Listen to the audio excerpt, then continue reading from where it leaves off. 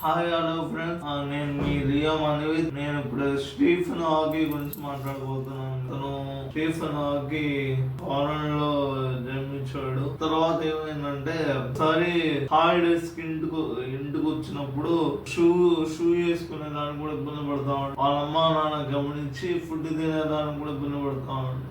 వాళ్ళ అమ్మ నాన్న గమనించి తర్వాత హాస్పిటల్ లో తీసుకెళ్తే ఒక వ్యాధి అని తెలిసి ఆ వ్యాధిలో ఏంటంటే కండరాళ్ళు అంతా బలహీన పడిపోతే పని చేయమన్నమాట, పని చేయకుండా అయిపోతాయి అన్నమాట.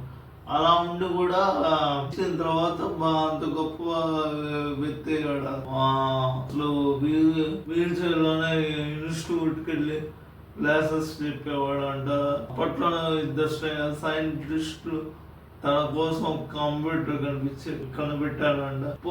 ఒకే ఒక వేలు పనిచేసేది. ఆ వేలుతోనే ఒక స్విచ్ ఉండేది. ఆ స్విచ్ నొక్కితే తనకి ఏ లెటర్ కావాలో